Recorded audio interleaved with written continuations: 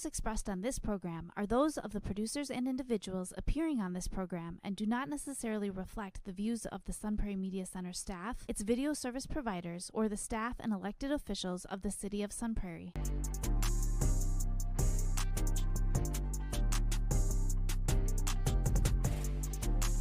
You are now watching the Alan and DJ Show.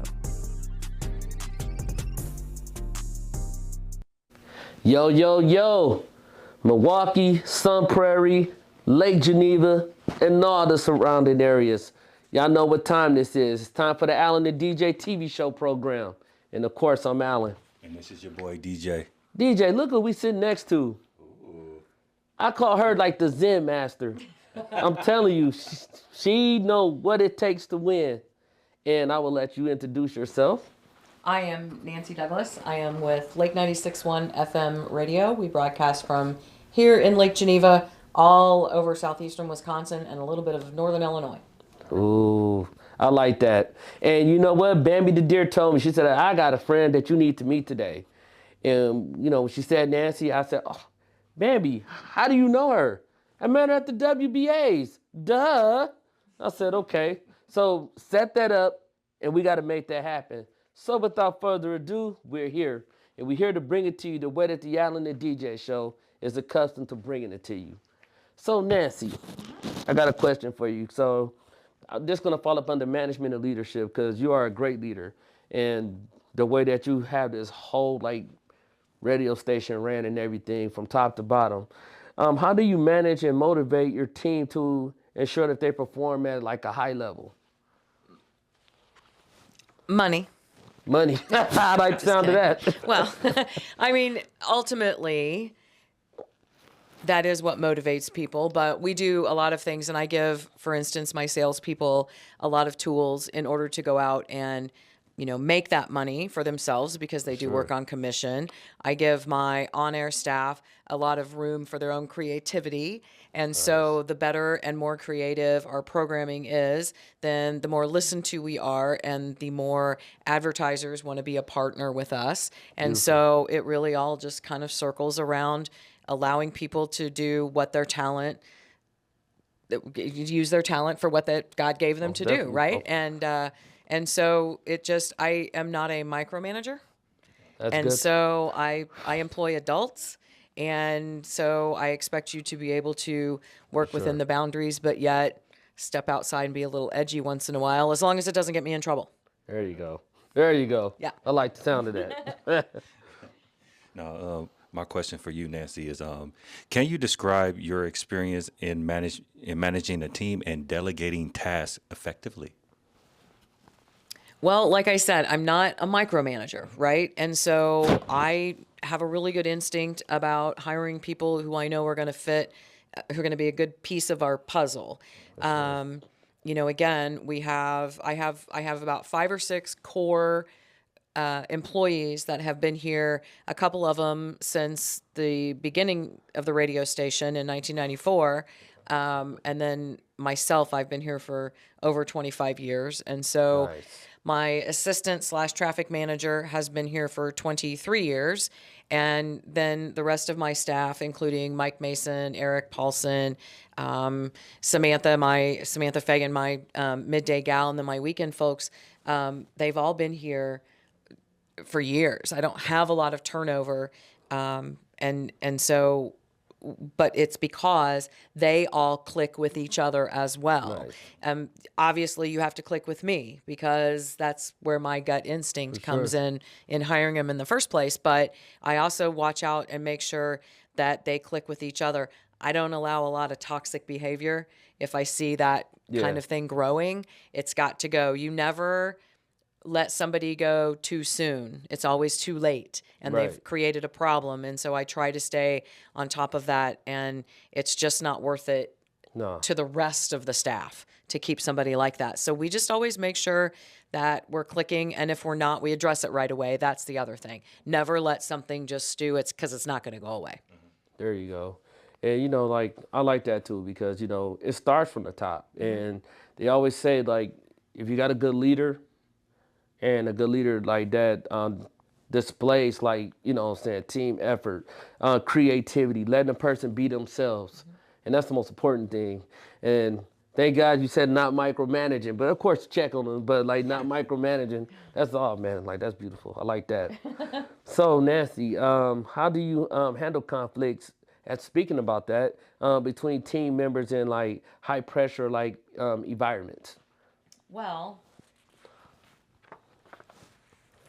it really depends on the conflict. Right. I mean, if it's a conflict between sales and production, maybe production didn't create a commercial that the client liked, and they're, maybe feel a little bit touchy about, well, I did my best on this, and why am I changing it? Well, you also have to remember that if the client doesn't like it, the client doesn't pay, which means I can't pay you. So we've got to do what the client wants. However, I will say that there's more conflict between us, and I'm not even sure I would describe it as conflict, but Right. I think that the more we have to educate the clients about, I understand that you know your business really well, and that's great, but I know marketing really well, and I know script writing really well, and I know presentation really well. And so you are the number one advocate for your business, but I am the person that you want to consult with regard to what to say, what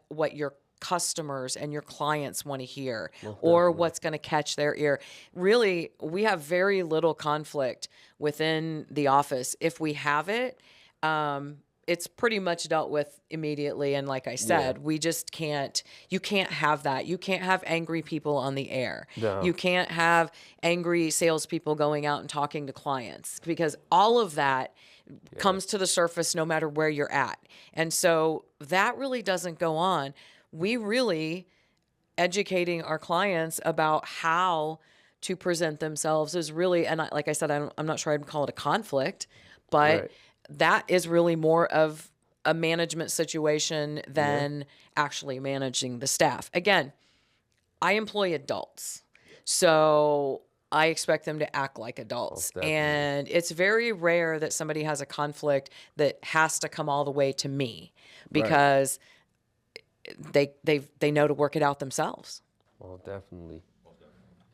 I like that. All right, my question for you, Nancy, is what is your approach to helping a struggling team member catch up to speed? Good question. That is a good question. That's a really good question. We work together. Everybody works together on things. And if there's a weakness in a particular staff member, somebody else should be able to pick up that slack somehow until that person can catch up. And if they can't catch up, we just have to figure out how to reconfigure. For instance, it used to be that all of my account executives, they wrote their own scripts for the client, because they sat down and met with the client, and they went and visited the store, or they went and visited the office. And that's great. But number one, they weren't always good at it. And number two, they were very uncomfortable with it. Right. So now I write the scripts. We send them back to the client. We write an initial script. We send it back to the client to get just a general, how do you feel about this? What would you add? What would you subtract? What questions do you have about why I presented this way? And that seems to be a much better approach. It seems to be more accurate for the client. It makes them happier. And again, we've educated them. Nobody ever wants to know, they don't care about you. They want to know what you're going to do for them in the commercial. And so once you make sure that the client understands that we're not talking about you, we're talking for you. We're talking, we're trying to change people's habits, and there's certain things that we want to say about you. And once we educate them like that, then it's usually pretty downhill from there. But we just find if there's a weakness, somebody helps with that. We are a team here. We're on the same level, same playing field. And if that person has a weakness, there's probably a huge strength on the other side of that coin that we turn around and we can use on behalf of another employee that might be struggling with that. So it's just that big full circle. It Like, really is. everybody balancing each other out. Right, right. For sure. Now, let's talk about station and vision and strategy. So, Nancy, my question to you would be, where do you see this radio station heading in like the next 5 years? Nowadays, we got the AI whole generated thing going on. So, what do you think that, the station would be at in like the next 5 years when it comes to like technology? So you sort of know what I'm going to say about this. Oh yeah. Oh yeah. Oh yeah. We sort of talked about this. Yeah. We are a small market station that covers a lot of small towns in southeastern Wisconsin. For sure. I have a huge fear for on-air personalities, both on television and radio, with regard to AI. Yeah.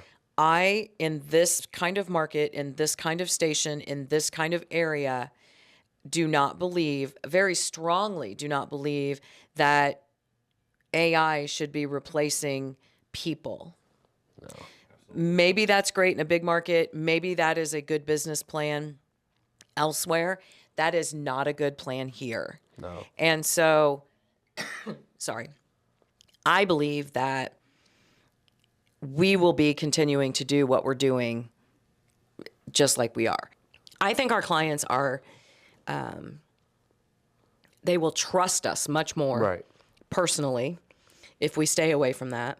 For sure. I believe that our credibility will be slightly compromised if we start using AI. I agree. It's not as personal. And again, in a in a small market, Yeah. I just don't think that's not going to be something that's going to be successful for us. No. And so we're really looking at doing things outside the radio box. So more podcasts, Okay. more streaming things, Yeah. just stick with the basics. I'm also if it ain't broke, don't fix it kind of person. Keep it simple. There you go. And like I said, it's the sticking with the relationships and things like that. But technology-wise, we're pretty up to date. Studio-wise, tower-wise, things like that. Physically, we're up to date.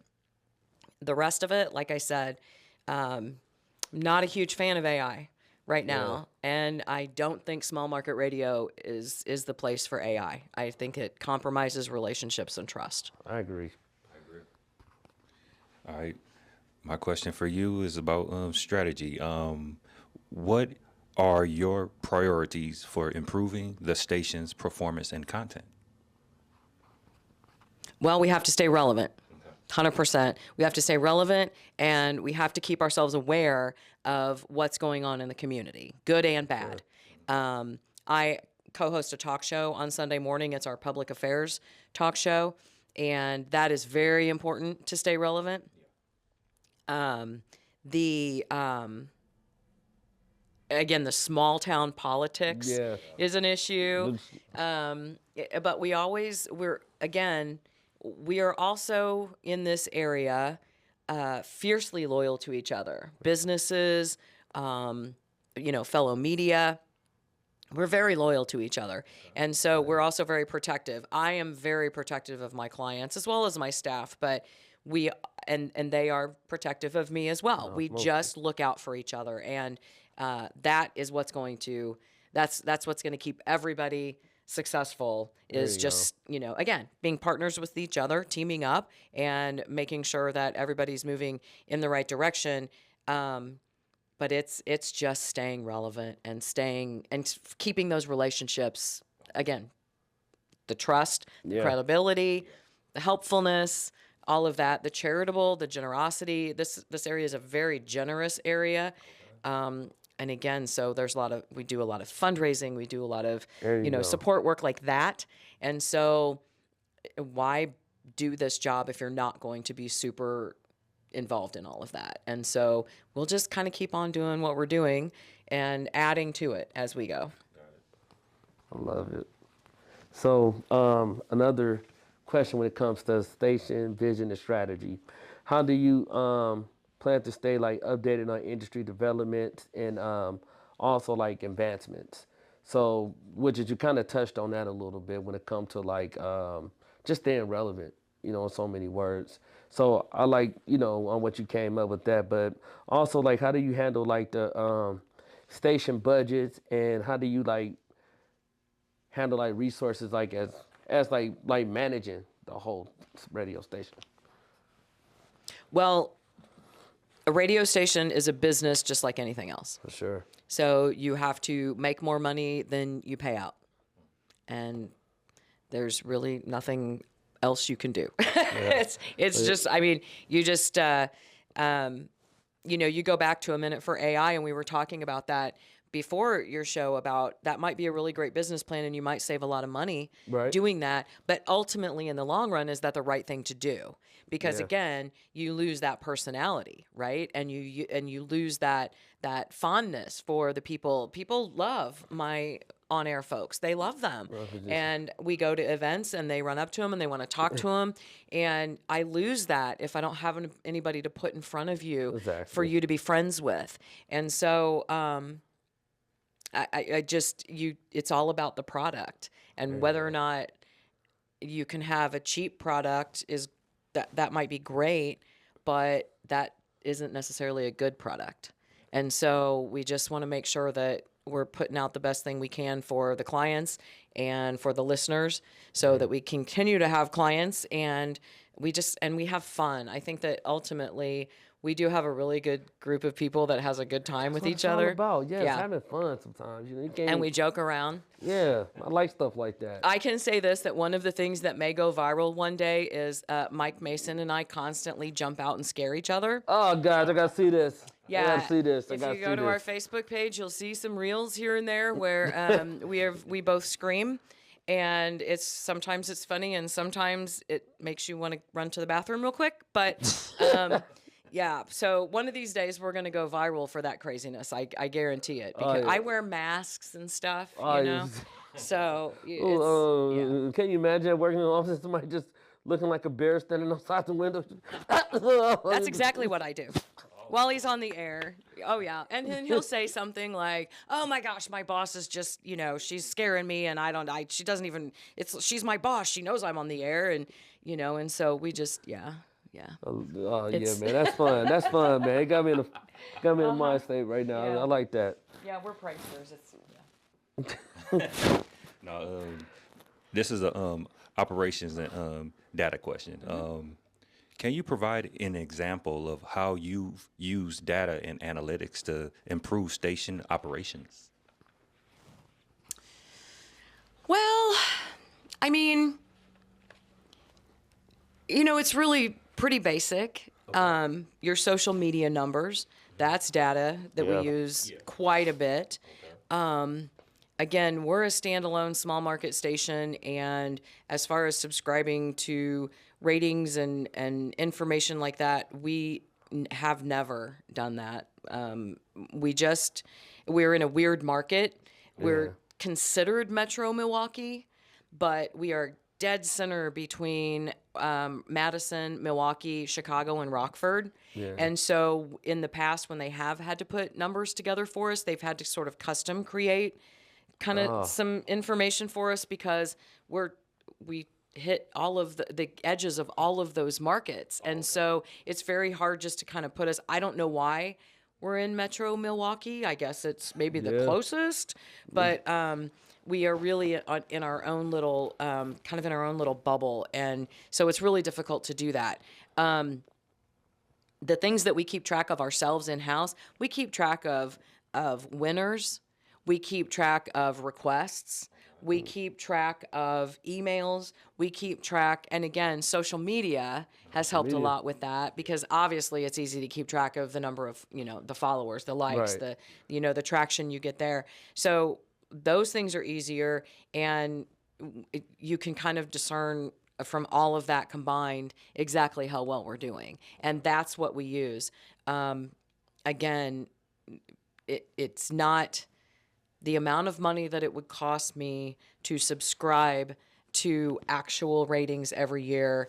I could probably hire a part-time employee And so, and could I, and honestly, again, small market, little small towns that we cover, is that something that they really care about? Or do they care about whether or not people like to listen and have a good time with us and win good prizes and you know, come to our events and things like that? And they do. And so I don't see a reason to get, you know what I mean? Like that's just not an expense that I feel like really needs to be high on the priority list in the budget.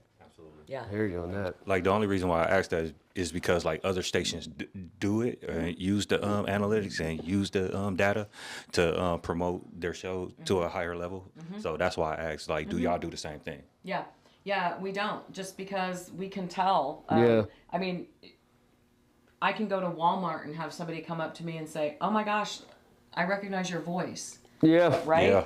So, not that that's a huge, I mean, that's hard to sell, Yeah, right? To absolutely. you know, the guy down the street at the restaurant but we know that they're listening, and again, you go kind of back to that commercial thing. Yep. You know, we have a way of writing and airing commercials that make sure that they get back to the clients and stuff. There you go. They know that people are listening, and that's what's important. Honestly, it doesn't matter what I think anybody's doing. It's what the clients think, you know, or know that is happening with their commercials anyway. So it's just not social media. We keep track of that. Okay. But as far as listeners and ratings and things like that go, I understand why larger stations do it, but we just don't have to. No. So Like you said, if it's broke, if it ain't broken, I'll try to fix it. that's right. I like that. So my last question for you would be, what does the typical day look like for Nancy as like the manager owner, and also how do you define success for yourself and for the radio station? Well, there is no typical day. There's absolutely no typical day. I can come in here in the morning and have meetings and conversations with, you know, good folks like you, have clients come in, have winners come in. Last week, 2 people came in with children, and I gave them tours of the station just because they were like, my 10-year-old boy, you know, is really interested in knowing how these things work. And so I took him all around the station and stuff. I cleaned the bathroom. I mean, it just doesn't, right, you know, like it just, you never know what's going to happen with the day. The success, though, is measured by whether or not people come in and out of here with a smile on their face, and whether or not when, you know, Mike does some crazy thing on the radio and wants people to call in, how many people call, or on social media, you know, we do some crazy question. We do questions and trivia and things like that all day, and how many people are responding and whether or not they're taking it serious and or having a good time with it. So radio it's a show. It's a 24/7 show, right? And you got to put all the bits and pieces together, and success really is just knowing that everybody is walking out of here or listening with a smile on their face, and there's really nothing better than that, unless you're talking about all the awards out there, and then oh my gosh, that might be a different question. It looks like 200 of them out there. That's success too. That's success. That's why I call her the Zen Master, because like, you know how Phil Jackson, if Phil Jackson coached Michael Jordan, he got 6. Then he coached Kobe and Shaq. He got another 5 or 6, and that's what Nancy reminded me of. I'm like, this lady know how to win, and she know what it takes to win, and I'm so obsessed with winning as well. So I'm like, you got to surround yourself with winners. You got to, because I'm crazy. Like, I be, DJ, how do we, this not perfect, this not right. We got to take that video back. We got to do it like this. But the crazy stuff is the best stuff. Yeah. That's the thing is that the ones that you never, first of all, the ones that you think are never going to win, sometimes I have said, you know what, we're going to put it in. I know it isn't perfect, but and it wins. And it wins. Or the one that Mike spends 3 hours on putting it back together and, you know, making a huge presentation of it, and it comes in third, and he's just like, you know, he's at the awards banquet, give me another beer, right? And so you just don't know, but you have to, in order to win there, you have to just put as much in as you possibly can. Most definitely. And it does help to have really good people doing really good things. That's the key. But you also have to you have to submit as many things as you can. That's what you have to do. For sure. As many things as you can. I like that. I like that. And by us being like a media center, we only got a little slot that we can only put on only so much. I think like how many we could do, like 2, I think at the most. Yeah. And then you have to give other people there a chance to Right.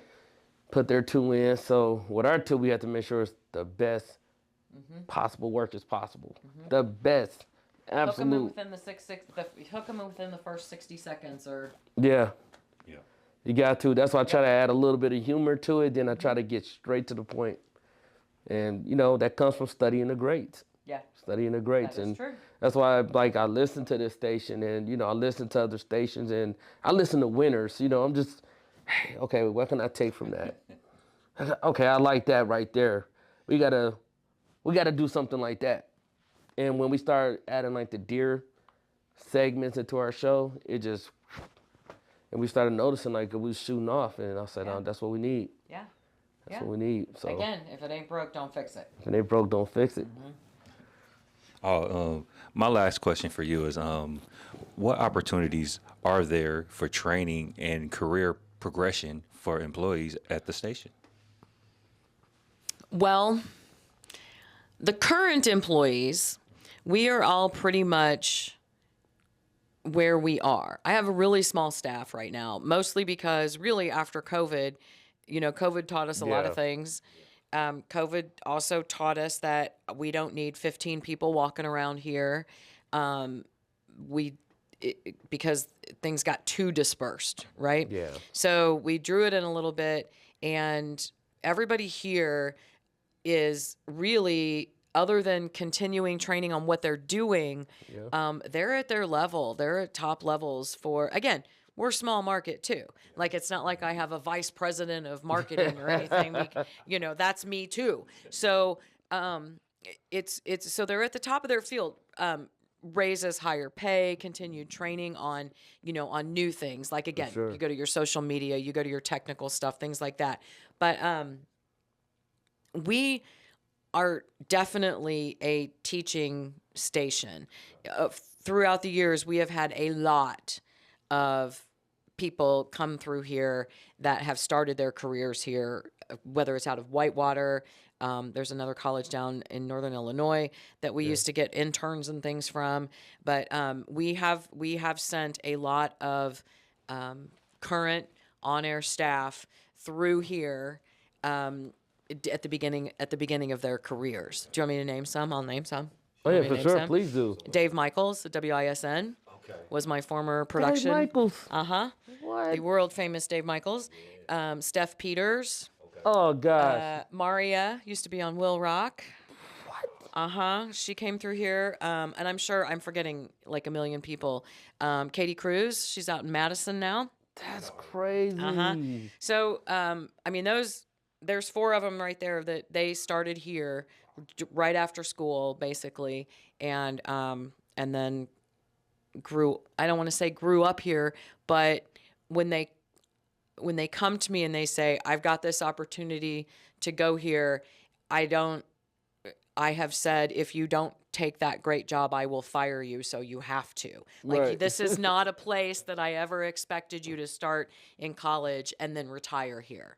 And so there's opportunity there definitely for young people to come here and work and learn and then move on. And we are okay with that. We expect that. We feel like that's a big part of a successful career as well. Not just be where you land, but also where you take off from. For sure. And so we've just got historically we've done. Like I said, we've done a lot of that. Oh, yeah. It's soon to be the Alan and DJ show. We met with Nancy too. But Nancy, so like you want to tell the viewers, how can they find you? In case if they want to check out the radio station, listen to the radio station, or just learn a little bit more about you. We are at lake961.com. Also, we have Facebook page, Twitter, Instagram, all of those things. And also, you can just simply, if anybody has any questions or anything, for sure, I don't mind an email. At Nancy, my email is nancyd@wlkg.com. Or just give us a call here at the station. Mike is always here to answer questions. Sure. My PD, he's my program manager, music director, production director. He does my afternoon show. We have Eric Paulson, who does Good Morning Wisconsin for us, who Okay. is also one of the co-hosts of Discover Wisconsin Okay. on television. We have, of course, Andy during the afternoon, and then my weekend folks. We have no problem with answering questions or helping somebody or Beautiful. whatever. So we love to talk. I never met a microphone I didn't like. There you go. All right. All right, guys, and this is our conclusion for the Alan and DJ Show. Now you can find the Alan and DJ Show at gmail.com. If you have any questions about what you want us to talk about next or interview next. And you can also find the Alan and DJ Show on our fan page on Facebook, Instagram. And you can also find the Alan and DJ Show on YouTube. And you can find my personal page, Alan Hutchinson, Facebook, Instagram, all those good social media platforms. And the best in-house producer, William J. Smith, on Instagram and Facebook. And until next time, make 96.1 the station to listen to, man, because I'm finna go out in the car and go jam to it as well. And we're gonna stay well, stay healthy,